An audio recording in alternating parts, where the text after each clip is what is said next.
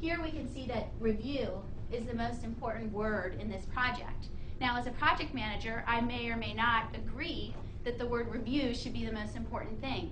And that's what this helps you to do, is to say, if review is being used the most in all of the tasks and the data in my project, but I don't think that's the most important concept, I have a disconnect here, and I need to look at that. So if my contract happens to be an operations contract and I'm seeing the word review a lot, it's probably somebody's doing something wrong. Exactly. If I am creating a, doing a development project and I'm seeing the word fix a lot or bug a lot, I'm going to be a little concerned. It's that kind of idea. The other thing, it's kind of hard to see here, but these are different colors. So the colors range from black to red. And the more red that the word is, the more often it has been replanned in the schedule. And so the more often it's been replanned, the riskier it is, the less likely it is that it's going to finish on time. So that idea is, okay, if I see a big word and it's red, the alert systems go off in my head. I need to really focus on that. I need to dig deeper into that. So that's the idea of smarter technology, taking the data that I already have and finding new and innovative ways to give feedback to the project manager on what they should do. This one over here is an Amazon recommended product summary. So this is taking keywords for the project, using that same technology of the natural language processing, and going out to Amazon and grabbing their web service that they offer to pull back books that most closely relate to those keywords. So as a project manager, if I'm doing a new project for the first time, and I have never done that type of project, or it's a new concept or a new industry to me, this is feeding me information about places I can go that are good references. So it's, again, using the web services and some of the on-demand software that's out there to give more information back to us as project managers. So is the bulk of your taxonomy built on keyword search, or are there other parameters that you can either define or... Yeah. Certainly there's other parameters, but a big part of what we focus on is the keyword search, because we think it's easier. Because you don't have to set up a whole bunch of parameters and put in a bunch of different criteria. It's just as I'm working, looking at the data within the system and using that to roll up information. So as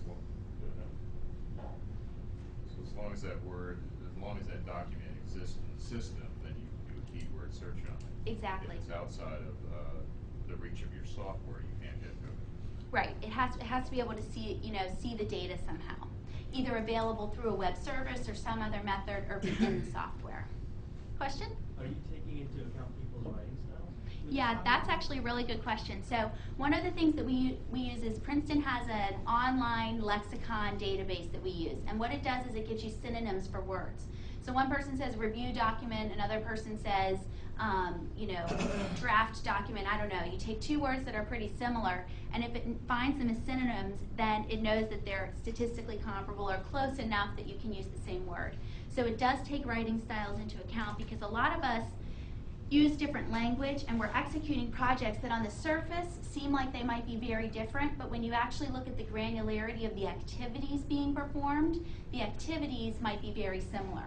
So two very different projects, if you're writing design documents, that one task of writing a design document is going to be very similar, and you can still compare those even though they're on two different types of projects. Is this the software being designed for information system only projects, or For, I'm sorry, what kind of projects? Information system type of projects, or is generic to be used for any industry? It is generic. However, I will say that probably 75% of our customers are more information systems, IT, engineering type systems. We do have manufacturing companies that use the software. We do have other organizations that use it for marketing projects, services projects. So it's certainly not designed to that, but I think that IT somewhat leads the way in terms of using this kind of software and things like that. One more question on that is, do you do any kind of processing on the data that you collect from all these projects, apart from aggregation? Yes.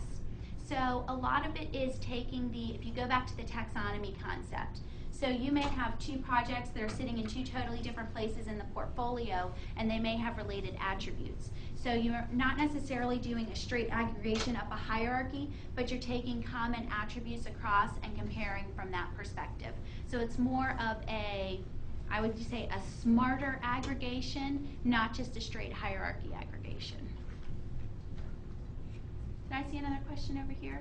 I think I'm very close to my mark, so what I'll do is kind of wrap up. This was close to the end of my slides, but I want to thank everybody for coming today. I hope that you got a little bit out of this. I hope you learned a little bit more about us, what we're seeing in the PPM industry.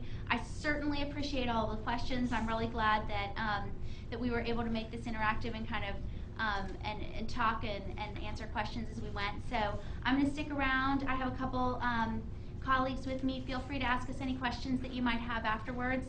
I'll follow up with you and see if we can answer your question about the libraries. And thank you all very much. I hope you have a wonderful rest of the day.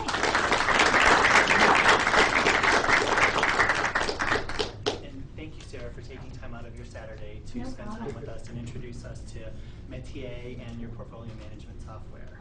Great. Thank Thank you you. so much. I appreciate it. Thank you, guys.